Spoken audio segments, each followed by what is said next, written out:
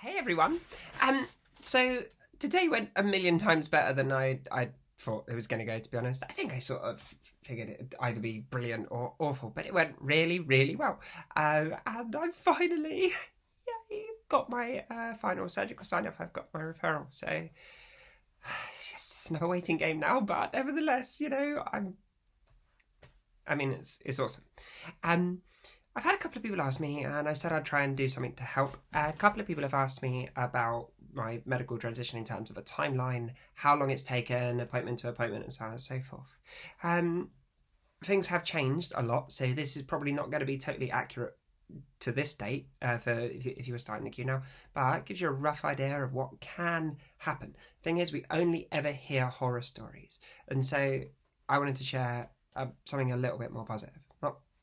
Not perfect, but something a little bit more positive. Um, so where to begin? Well, we'll not count the years and years and years of internal struggle because that can go on for as long as you're prepared to let it go on for. I suppose the very first date, it was the day I sort of sat down with my GP.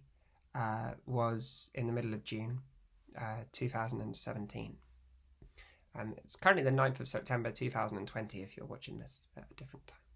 But I sat down in the middle of June 2017, and that was the first time I'd ever spoken to anybody sort of professionally, really, about my gender. And it was an interesting conversation. I didn't really know where to start. I'll see if I can find a picture to put here of like how I was looking around that time as well, just for some sort of comparative. I'll put it out there. But we did it. I sat down in front of her and we had the conversation. And I basically said, I'm transgender. And she pulled this face. I can't do it. I couldn't replicate it if I tried.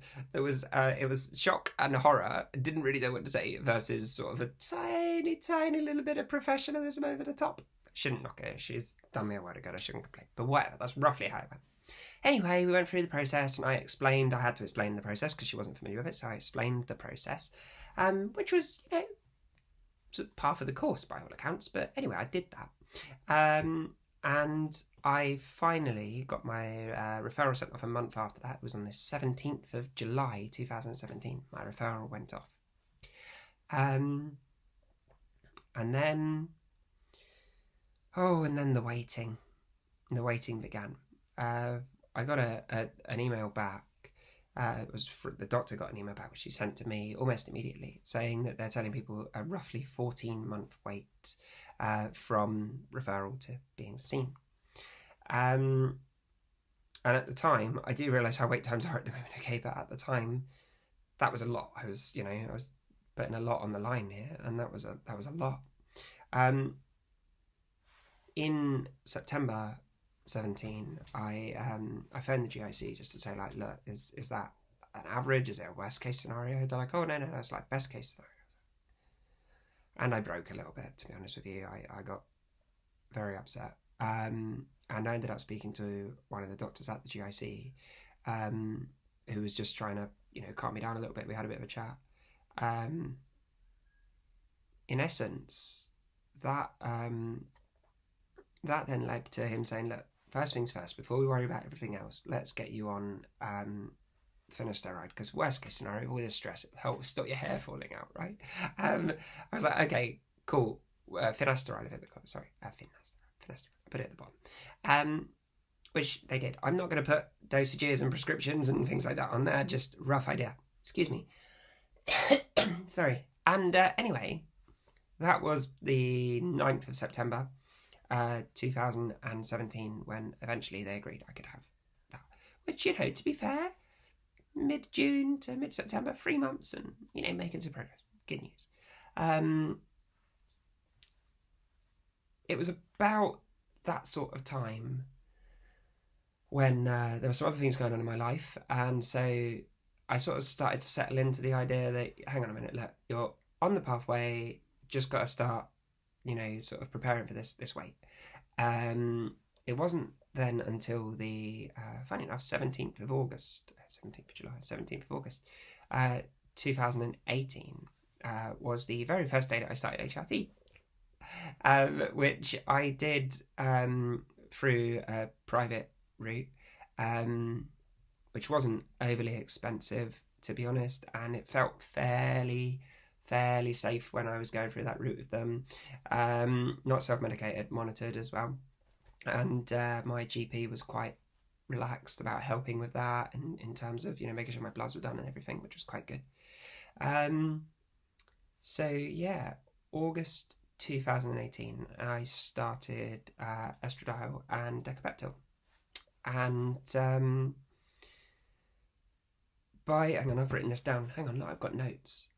When's this? November 2018, 2nd November 2018. I spoke.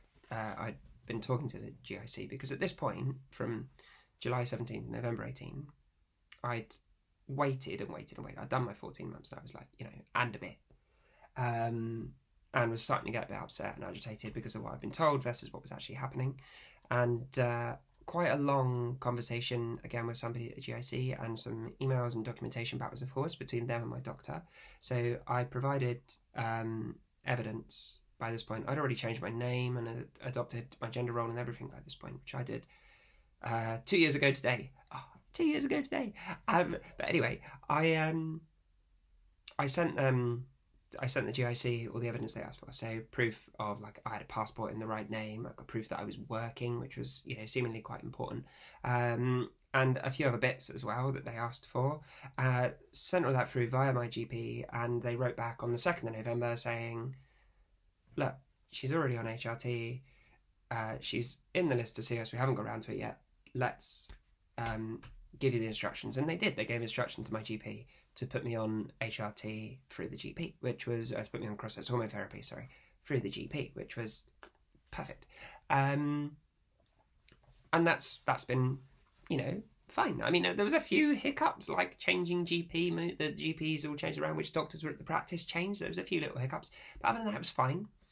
And then it wasn't really. Everything sort of just went quiet until May 19. So if you want to count that, that's July 17 to May 19. It's 20 months for argument's sake. And it was May 19 that I had what was essentially my first face-to-face appointment, or first appointment at the GIC. Put a picture of that as well. And that was without any issue at all. I mean, by this point, bear in mind, I changed my name. I'd been on hormone therapy for quite some time, coming close to sort of 9 months at that point, so it was fine. I'd demonstrated all the things they'd asked me to demonstrate in terms of evidence of sort of name change, living and role evidence, things like that, social transition evidence. And within sort of 5 minutes of that appointment, the doctor I was seeing turned around and said, "Oh, right, so I've got your notes here. So basically, you're here for a surgical referral." I was like, yeah, that is why I'm here, right? That wasn't the appointment I was expecting, and it was amazing. And I was like, this is exactly why I'm here. It was perfect. I think there was a lot of fear, and I spoke about this before, but there was a lot of fear that it was going to be, all this waiting to be told, okay, cool, thanks, you're in the system, and then wait again. And it wasn't like that. I can assure you it was not like that at all. It was very much looking at my individual circumstances, having a conversation. Yeah, there's some questions, but that's roughly how conversations go. It wasn't anything sort of, I mean, a lot of it is difficult to talk about because it's, the past stuff that it brings up, but being realistic, it was just a really nice chat, frankly, with an incredibly positive outcome as well. And that was May 2019. If there was one downside is that I was told in May 2019 that I would wait 6 months for my next appointment, which I had today. So that's May 19, 18 months. Not 6 months, 18 months between appointments. Okay? Which is roughly what they're quoting at the moment as well. So, fair's fair. And today was my 2SA, my second surgical sign-off.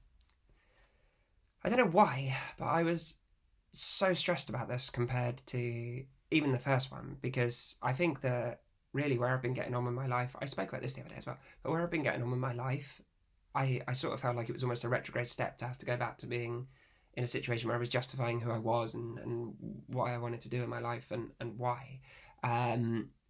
But it wasn't like that conversation, second surgical assessment. And it wasn't like that. There was a lot of questions, sensible questions like, are you Samantha? Yes. And a few other bits like all the name, age, date of birth, medication, those sort of questions, which were all pretty standard. And then there was some questions about my situation in terms of employment, making sure that I'm fit for work. It doesn't matter if you're doing volunteering or whatever you're doing. So we had a bit of a chat about that, which is fine. We had a bit of a chat about my history. So in terms of my treatment history, which was quite handy. I had all the notes in front of me, actually. I had them all on my phone ready to go. And indeed my mental health history, so how I've actually coped with transition. And then we moved on to the conversation about the next steps. I wasn't even careful, not going to lie. I think there's this impression that people get, oh God, no, if you say the wrong thing, oh no, you have to be really careful. Just don't. Don't do it. Just say what you mean, say what you feel, and tell the truth. Because without getting into the depths of, some of the points in my history, particularly in my recent history, it doesn't paint a perfect picture, but I would imagine they see enough people that have been through the torment and the stress that being gender diverse can cause to realise that I would imagine very few of us have got a completely unblemished mental health record up to this point, or a completely painless past. And,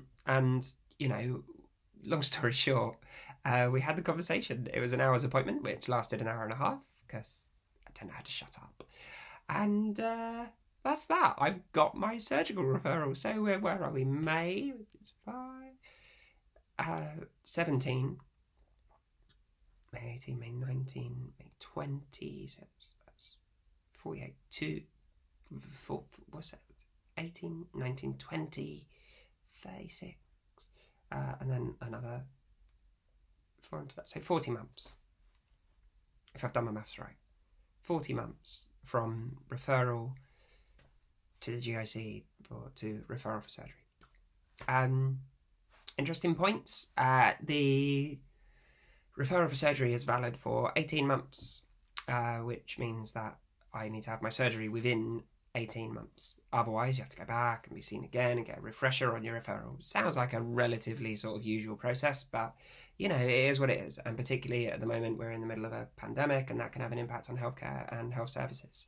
So yeah, so I've got that, and I've just got to sort of hold down the fort for a little bit longer, and then I'm actually going to get where I want to be, where I need to be, honestly. And so that is it. I don't know if that helps anybody in terms of a timeline. I suppose I could probably cover off a few bits about what have I learned. God, I could write a book on what have I learned. If I've said it once, I've said it 100 times. Waiting around, not doing anything is beyond frustrating. It hurts, it's painful, it feels debilitating. You can't do what you need to do. But you don't have to just wait around. I mean, hell, I didn't. I got on my social transition. I got my name changed. So I got on living my life. The fact that I haven't had surgery yet has basically not really stopped me doing an awful lot. Be that going swimming, which is a big one, was a big one for me anyway, be a big one for a lot of people. Having a romantic life, having a sex life, hasn't stopped that. Being able to just sort of get on with being who I am and being, for the very biggest part of it, accepted as that person. That's amazing. And truth is that surgery isn't really gonna change that from an external point of view. Surgery isn't gonna change how accepted I am. But at the same time, it's gonna make it a hell of a lot easier for me to feel like myself. So anyway, that's that. I don't know if that's any help for anybody, and I'll make sure I put some notes in the comments. Thanks for tuning in, guys. Peace and love. Bye.